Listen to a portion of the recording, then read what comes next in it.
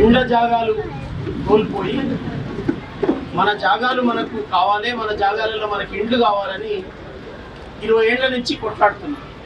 ఇంకా ఎక్కువ కాలం నుంచి కూడా కొట్లాడుతున్నాం. కానీ వాళ్ళు ఎక్కడ గెలిచిండ్రంటే మన జాగాలు వాపస్ గుంజుకోవడంలో గెలిచింది. ఇచ్చిన జాగాలు తీసుకోవడమే వాళ్ళ గెలుపు అయిపోయింది. తెలంగాణ ఉద్యమం జరిగినంత కాలం ఈ ఉద్యమం అయిపోతే మన చేతికి ఇండ్లే వస్తాయన్నంత మురిసిపోయినాం. ఎందుకంటే ఏ సభలో చూసినా కేసీఆర్ ఇంటి డిమాండ్ ఎక్కడ బజార్లో కనబడకున్నా కూడా నీళ్లు కావాలనే డిమాండ్ బజార్లో వినబడ్డది, భూములు కావాలని కూడా బజార్లో మాట్లాడిండ్రు, ఉద్యోగాలు కావాలని కూడా బజార్లో జనం మాట్లాడిండ్రు. కానీ ఇండ్లు కావాలనేది ఎక్కడికక్కడ మాట్లాడిండ్రు తప్ప వీధిలోకి వచ్చి ఊరేగింపు చేయలే. అయినా ముఖ్యమంత్రి ఏం మాట్లాడినాడంటే టీవీల ముందర, అంటే అప్పుడు ముఖ్యమంత్రి అంటే ఆ ఉద్యమంలోనే మాట్లాడండి. ఆయన టీవీల ముందర చూస్తే నిజంగానే జనం ఇంత కష్టపడుతున్నారని మా లీడర్ గుర్తుపడుతున్నాడు అని కళ్ళనీళ్ళు పెట్టుకున్న వాళ్ళని కూడా నేను చూసాను. ఎట్లా వండుకుంటారండి వాళ్ళు? ఒకటే గుడిసెలో, ఒకటే అర్రలో భార్యాభర్త ఎట్లా వండుకుంటారు?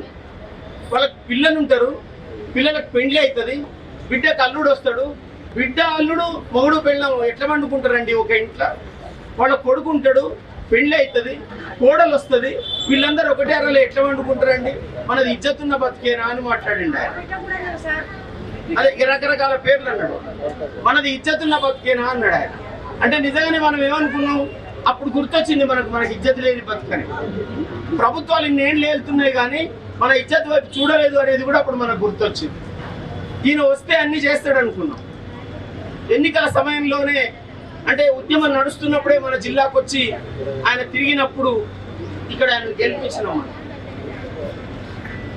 తెలంగాణ వచ్చిన తర్వాత ఆయన ప్రభుత్వాన్నే గెలిపించినాం, మొత్తం ఆయన పార్టీని గెలిపించినాం. ఎవరిని అడిగినా కూడా ఎవరు గెలిస్తే బాగుంటుందని అడిగితే, సరే ఇంతకాలం ఉద్యమం చేసిండ్రు, ఉద్యమంలో హామీలు ఇచ్చిండ్రు, వాళ్ళు వస్తే బాగానే ఉంటుందని ప్రతి మనిషి మాట్లాడిండ్రు. ఆలోచన చేయగల వాళ్ళందరూ కూడా తెలంగాణ ఉద్యమ నాయకత్వం కదా, ఉద్యమ పార్టీ కదా, గెలవని అని మాట్లాడింది. గెలిచిండ్రు, ఒకసారి కాదు 2 సార్లు గెలిచారు. మరి 2 సార్లు గెలిచిన 10 ఏళ్లలో వాళ్ళు చేసిన పని ఏంటంటే పట్టాలు గుంజుకున్నారు.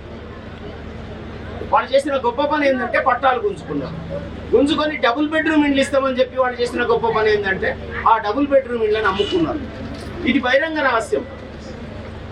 అమ్ముకున్న దానికి ఏం శిక్ష ఉంటుందో ప్రజలకు ఇస్తామని కట్టిన ఇండ్లు ఇవాళ కేటీఆర్ ఈ కార్ రేసులో 55 కోట్లు చేతులు మారిపోయినాయి అక్రమంగా అని ఆయన మీద విచారణ జరుగుతున్నది. వాళ్ళు మనం ఇక్కడ కూర్చున్నప్పుడు ఇటువంటి విచారణలు తెలంగాణలో అందరూ ఎమ్మెల్యేల మీద జరగవలసింది. 10 జిల్లాలలో కూడా, అన్ని జిల్లాలలో అందరూ మోసం చేసిండ్రు. మామూలు మోసం చేయలేదు. ఎవరిని మోసం చేసిండ్రు? కలవాణ్ణి మోసం చేయలే, కడుపులో పేగులు లేకుండా ఎండిపోయిన ప్రజలను మోసం చేసిండ్రు, దిక్కుమొక్కు లేని వాళ్ళని మోసం చేసిండ్రు, ఆ కాగితం పట్టుకొని తిరిగేటోళ్ళని మోసం చేసిండ్రు. అమ్మ అయిందేమైంది, మళ్ళీ ఓటే అంటే ఇందాక నేను చెప్పినట్టు సర్పంచ్లను గెలిపించినాం అదే పార్టీ వాళ్ళను, కౌన్సిలర్లను గెలిపించినాం అదే పార్టీ వాళ్ళను, ఎంపీటీసీలను గెలిపించినాం అదే పార్టీ వాళ్ళను, జెడ్పీటీసీలను గెలిపించినాం. అందరినీ మనం గెలిపిస్తే అధికారం చేతికి తీసుకొని వాళ్ళు ఏం చేసిందంటే మనం ఎన్ని అమ్ముకున్నాం. ఇవాళ ఒక్క మహబూబ్నగర్ నియోజకవర్గానికి కేసు రెఫరెన్స్ తీసుకొని గడిచిన 20-30 ఏళ్లలో పెద్ద ప్రధానమంత్రి మన్మోహన్ సింగ్ కాలం నుంచి కావచ్చు, పివి నరసింహారావు కాలం నుంచి కావచ్చు, లేదు రాజశేఖర రెడ్డి ముఖ్యమంత్రి నుంచి కావచ్చు, చంద్రబాబు నాయుడు ముఖ్యమంత్రి నుంచి కావచ్చు, ఈ మొత్తం ఎమ్మెల్యేలు ఎక్కడెక్కడ ఏమేమి ఆక్రమించిండ్రో ఎవరైనా ఎంక్వైరీ చేస్తే అనేక నేరాలు బయటపడతాయి. వాళ్ళ మీద వాళ్ళు విచారణ చేసుకోరు, వాళ్ళ నేరస్తులని వాళ్ళు బయటకు చెప్పుకోరు. ఒక నేరస్తుని ఇంకోటి వదిలిపెడతాడు. నిజంగానే శ్రీనివాస్ గౌడ్ చేసిన తప్పులను ఒకవేళ ఈ నియోజకవర్గంలో బయటికి తీస్తే ఆ దోషాలన్నీ, ఆ నేరాలన్నీ బయటకు వస్తాయి. ఆ నిజాయితీ పార్టీలకు లేదు, ఆ నిజాయితీ ఏ పార్టీ కూడా లేదు. ఇది చాలా కఠినంగానే చెప్తున్నటువంటి విషయం. దీన్ని అర్థం చేసుకొని మారుతారా అంటే మారరు. ఏ రకంగా బురిడి కొట్టించాలనో తెలుస్తుంది వాళ్ళకి. అట్లనే బురిడి కొట్టించి నాయకత్వంగా ముందరికి వచ్చినోడు ఇది న్యాయం జరగాలని అడిగితే నీకు ఇల్లు ఇస్తాం నువ్వు నోరు మూసుకో అంటే అది ఏమి నీతి? వాడు ఇల్లు తీసుకొని నోరు మూసుకుంటే అదేమి నీతి? ఇది జరిగింది మన జిల్లాలో, మన నియోజకవర్గంలో కూడా జరిగింది. ఈ సభ నుంచి ఎన్ఎం శ్రీనివాసరెడ్డి గారిని నేను చాలా గట్టిగానే కోరదలుచుకున్నాను. ఎందుకంటే అక్కడ డబుల్ బెడ్రూమ్ ఇళ్ళ దగ్గర ఇచ్చిన వాళ్ళ ఇండ్లు అక్రమంగా ఉంటున్నారని కూలగొట్టినా నేను మాట్లాడు. సార్ మీరు ప్రకృతిని కూలగొడుతున్నారు. ఆ ఇళ్లలో ఉన్నోళ్ళు తప్పుడు మనుషులైతే వాళ్ళని బయటికి తీసుకురండి, తీసుకొచ్చి ఎవరు న్యాయమో వాళ్ళకి ఇవ్వండి. పోయిన గుట్ట వాళ్ళ రాదు, పోయిన అడవి వాళ్ళ రాదు, చెట్టు వస్తుంది కావచ్చు. కనుక ప్రకృతిని నాశనం చేయకండి, పేదవాళ్లకు ఇండ్లు న్యాయమైన వాళ్ళకి ఇవ్వండి. ఎన్నోసార్లు ఇక్కడ ఆటోలలో ప్రయాణం చేస్తుంటే ఎస్విఎస్ నుంచి మా ఇంటి బాలాజీ నగర్ దిక్కు ఎప్పుడు ప్రయాణం చేస్తుంటే ఆటోలో ఉన్న మనుషులు ఇండ్లు అమ్ముతున్నారు అని మాట్లాడుకున్న ఉదంతాలు నేను 10 కాదు 100 విన్నా. ఇండ్లు అమ్ముకుంటున్నారా, కొనేవాళ్ళని తీసుకుపోయి అమ్మేవాళ్ళు చూపించి డబ్బులు తీసుకుంటున్నారు. చేతులు మారినాయి, లక్షలు చేతులు మారినాయి, కోట్లు కూడా చేతులు మారి ఉంటాయి. ఇటువంటి పని చేయడం ఇది నేరం అని మనం ఎన్నుకున్న లీడరే అనుకోకపోతే మనం ఎవరికి చెప్పుకోవాలి? నిజంగా ఇంటెలిజెన్స్ విభాగాలు ఉంటాయి, పోలీస్ విభాగాలు ఉంటాయి. వాళ్ళు అన్యాయానికి గురైనోడు పోరాడితే చర్య తీసుకుంటారు, కానీ వీడికి అన్యాయం జరిగిందని రిపోర్ట్లు గవర్నమెంట్కి పంపించారు. లేదా వాళ్ళు పంపుతారు, పంపినా కూడా ఏం చేస్తారంటే వీళ్ళు ఆ కాగితాల మూలను పడేసి అది పట్టించుకోకుండా కరెక్ట్ రిపోర్ట్ రాష్ట్రాన్ని ట్రాన్స్ఫర్ చేస్తారు. ఏదైనా లోపల కరెక్ట్ సార్ ఇది మనం తప్పు చేస్తున్నామని ఎవరైనా ఆఫీసర్ చెప్తే వాళ్ళని ట్రాన్స్ఫర్ చేస్తారు.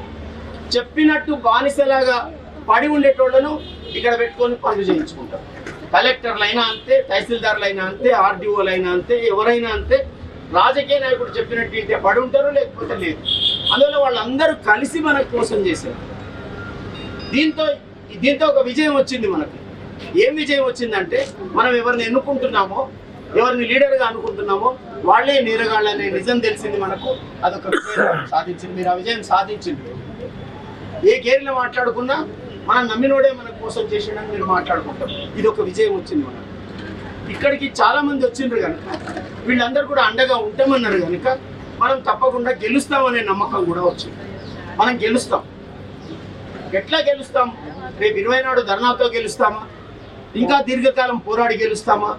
ఆ ధర్నా దాకా పోకుండానే ఎమ్మెల్యే గారు పూనుకొని పాత వాళ్ళందరినీ పిలిచి పట్టాలు చేతికిచ్చి గెలిపిస్తారా? ఇది ఆయనకు పరీక్ష, మనకు కాదు. ఇది శ్రీనివాసరెడ్డి గారికే పరీక్ష. దయచేసి ప్రవీణ్ గారు కూడా చాలా స్పష్టంగా చెప్పాలి. సార్ మనం చాలా అన్యాయం జరిగింది వాళ్లకు. ఒంటరి ఆడవాళ్ళు, నాకెవరు లేరు, ఇల్లు మారుతుంటే అడ్రస్లు తెలియకుంటే నేను కష్టపడుతున్నానే ఆమె మనందరి ముందర కళ్ళనీళ్ళు పెట్టుకుంటే ఆ దుఃఖపు ఈత అది ఎవరికి తగలాలి? ఎవరు సర్కారో వాళ్ళకే తగలాలి.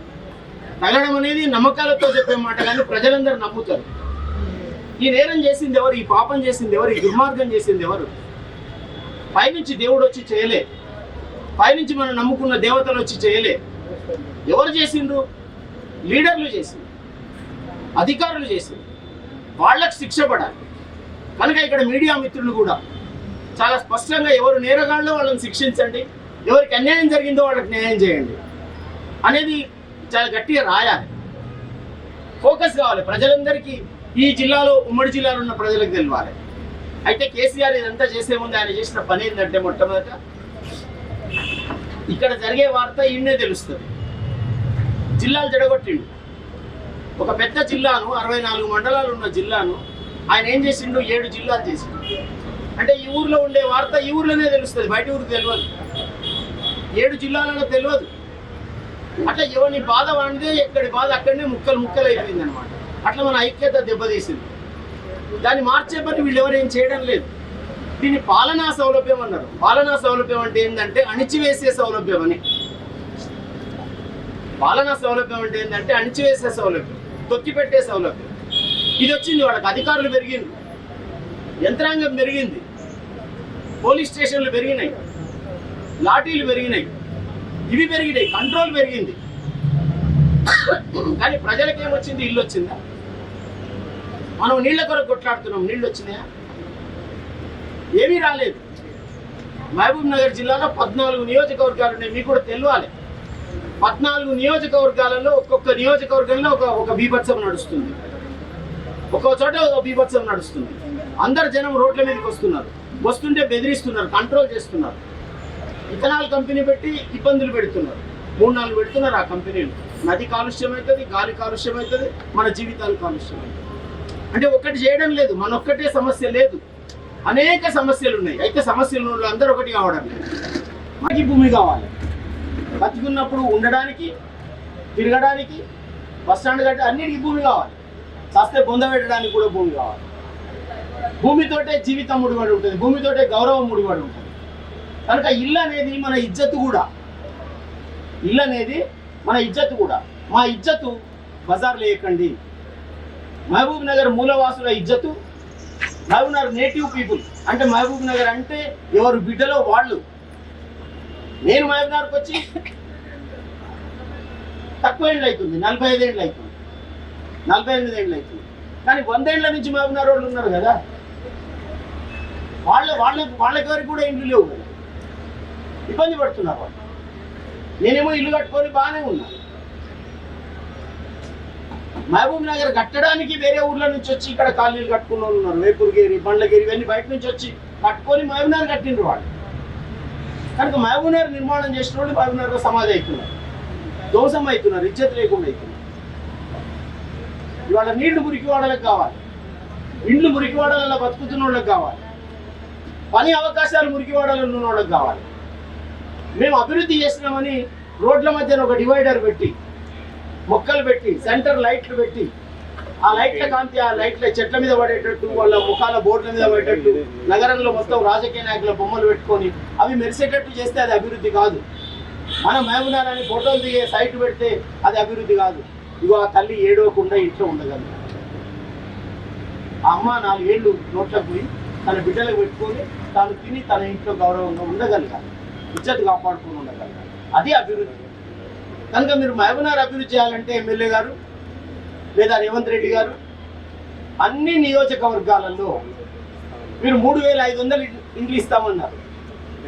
ప్రతి నియోజకవర్గంలో 3500 ఇండ్లు ఈ సంవత్సరం ఇస్తామన్నారు. ఈ 3500 ఇండ్లు చాలా 10 ఏళ్ల మోసానికి సంబంధించిన చరిత్ర కనుక ఇక్కడ వీళ్ళకి అందరికి ఎవరు నష్టపోయినరో వాళ్ళందరికీ మొట్టమొదట 860 మంది 86 మంది వాళ్ళకి ఫస్ట్ పట్టాలు ఇవ్వండి.